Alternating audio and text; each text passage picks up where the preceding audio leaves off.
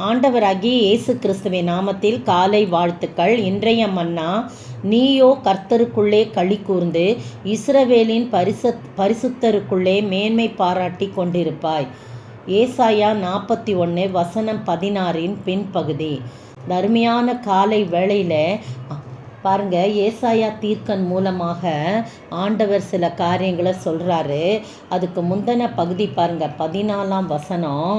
யாக்கோப் என்னும் பூச்சியே, இஸ்ரவேலின் சிறு கூட்டமே, பயப்படாதே, நான் உனக்கு துணை நிற்கிறேன் என்று கர்த்தரும் இஸ்ரவேலின் பரிசுத்தருமாகி உன் மீட்பர் உரைக்கிறார் என்று சொல்லப்பட்டிருக்கு. அவர் நம்முடைய வலது கரத்தை பிடித்து, பயப்படாதே, நான் உனக்கு துணை நிற்கிறேன், யாக்கோப் என்னும் பூச்சியே, இஸ்ரவேலின் சிறு கூட்டமே, நீ பயப்படாத, நான் உனக்கு துணை நிற்கிறேன்னு சொல்லிட்டு, இதோ போரடிக்கிறதற்கு நான் உன்னை புதிதும் கூர்மையுமான பற்களுள்ள யந்திரமாக்குவேன், நீ மலைகளை மிதித்து நொறுக்கி குன்றுகளை பதருக்கு ஒப்பாக்கி விடுவாய்ன்னு சொல்லப்பட்டிருக்கு. அப்படி நம்மளை பலப்படுத்துகிற ஆண்டவராய் காணப்படுகிறார். அது மட்டும் இல்லை, 16ஆம் வசனத்தின் முன்பகுதி, இன்றைய தியான வசனத்தின் முன்பகுதி சொல்லுது, அவைகளை தூற்றுவாய், அந்த பதருக்கு ஒப்பாக்கி விடுவான்னு சொல்லப்பட்டிருக்கு இல்லையா? குன்றுகளை பதருக்கு ஒப்பாக்கி விட, அதெல்லாம் நீ தூற்றி போடுவ.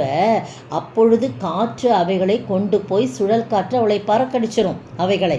நீயோ கர்த்தருக்குள்ளே களி கூர்ந்து இஸ்ரவேலின் பரிசுத்தருக்குள்ளே மேன்மை பாராட்டி கொண்டிருப்பாய். பாருங்க, கர்த்தருடைய பிள்ளைகளுக்கு எவ்வளவு மேன்மையை ஆண்டவர் கொடுக்கிறார். வலது கரத்தை பிடிச்சி, பயப்படாத, நான் உனக்கு துணை நிற்கிறேன்னு சொல்கிறாரு. பயப்படாத, நான் உன் கூட இருக்கிறேன், உன் பரிசுத்தரமாகிய உன் மீட்பர் நான் சொல்கிறேன், போர் அடிக்கிறதுக்கான புதிதும் கூர்மையுமான பற்களுள்ள யந்திரமாக்குவேன். அந்த பற்களுள்ள யந்திரம் அப்படி சுழட்டும் போது, அது அப்படி போர் அடிக்கிறதுனா, அந்த ஆலையில் போர் அடிப்பாங்க இல்லையா, நெல் பயிரை போர் அடிக்கிறது, அதெல்லாம் அடிக்கும்போது நெல் தனியாக பதர் தனியாக வரும். அதை தான் இங்கே சொல்லப்பட்டிருக்குது.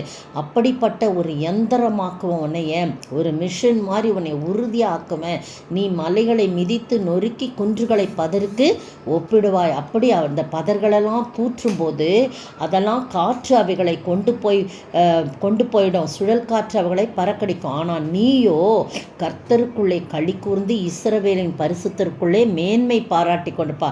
இந்த மேன்மை எப்படி வரும்? கர்த்தருடைய பிள்ளைகளுக்கு கர்த்தர் கொடுக்கின்ற ஒரு மேன்மை.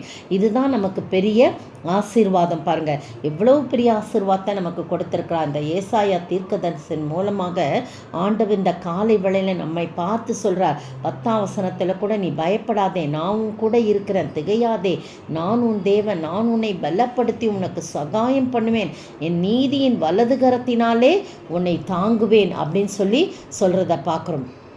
உனக்கு விரோதமாக யார் வந்தாலும் அவங்கெல்லாம் ஒன்றுமில்லாமல் போவாங்க. ஆனால் நீயோ கர்த்தருக்குள்ளே களி கூர்ந்து இஸ்ரவேலின் பரிசுத்தருக்குள்ளே மேன்மை பாராட்டி கொண்டிருப்பா. எப்பொழுதுனா அவருடைய தாசனை போல நம்ம இருக்கணும். என் தாசனாகி இஸ்ரவேலே, நான் தெரிந்து கொண்ட யாக்கோபே, என் சிநேகிதனான ஆபிரகாமின் சந்ததியே, நம்மை பார்த்து அவர் சொல்கிற அளவுக்கு நம்ம என்ன செய்யணும்? நடந்துக்கணும். நான் தான் உன்னைய பூமியின் எங்கேயோ மூலையில் கிடந்தோம் இல்லையா, நம்மளை தூக்கி எடுத்து நம்மளுடைய எல்லைகளில் கொண்டு அழைச்சி நீ என் தாசன், நான் உன்னை தெரிந்து கொண்டேன், நான் உன்னை வெறுத்து விடவில்லை என்று சொல்லி ஆண்டவர் சொல்கிறத நம்ம பார்க்குறோம். இந்த அருமையான வேளையிலே நீங்களும் நானும் அவருக்கு பிரியமான தாசர்களாய் நாம் காணப்படும் போது கர்த்தர் நம்மை நம் கர்த்தருக்குள்ளே நாம் களி கூர்ந்து இஸ்ரவேலின் பரிசுத்தருக்குள்ளே மேன்மை பாராட்டி கொண்டிருக்கும்படியாக மேன்மையான ஒரு இடத்திலே கர்த்தர் நம்மை வைப்பார். அப்படிப்பட்ட ஆசீர்வாதத்தை நாம் பெற்று வாழ ஆண்டவர் தாமே கிருபை செய்வாராக. ஆமென். நான் உனக்கு துணை நிற்கிறேன் என்றவரே ஸ்தோத்திரம், நான் உனக்கு துணை நிற்கிறேன் என்றவரே ஸ்தோத்திரம், வலக்கரம் பிடித்து துணையாய் நிற்பவரே ஸ்தோத்திரம், நான் உனக்கு துணை நிற்கிறேன் என்றவரே ஸ்தோத்திரம். ஸ்தோத்திரிக்கிற ஆண்டவரே, நான் உனக்கு துணை நிற்கிறேன் சொன்னீங்களே, என் வலது கரத்தை பிடித்து பயப்படாதே, நான் உனக்கு துணை நிற்கிறேன் சொன்னீங்களே, எல்லா காரியங்களையும் நாங்கள் பலப்படும்படியாக நீங்கள் செஞ்சீங்க ஆண்டவரே. நீயோ கர்த்தருக்குள்ளே களி கூர்ந்து இஸ்ரவேலின் பரிசுத்தருக்குள்ளே மேன்மை பாராட்டி கொண்டிருப்பான்னு சொல்லி எங்களை மேன்மை மேன்மைப்படுத்துகிற என் அன்பின் ஆண்டவரே ஸ்தோத்திரிக்கிறோம். நாங்கள் அதற்கு தகுதியுள்ளவர்களாய் காணப்பட நீர் கிருபை செய்ய வேண்டும் என்று கர்த்தரும் மீட்பரும் ராஜாவுமாய் இயேசு கிறிஸ்துவின் விலையேறப்பட்ட நாமத்தில் ஜெபிக்கிறேன் பிதாவே, ஆமீன்.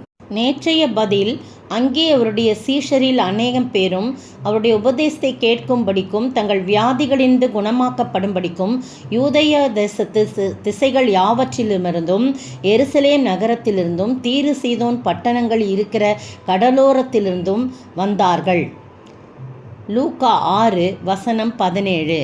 இன்றைய கேள்வி, கர்த்தருடைய வார்த்தைகளை கேட்டு அவைகளின்படி செய்யாதவன் எதற்கு யாருக்கு ஒப்பாயிருக்கிறான்?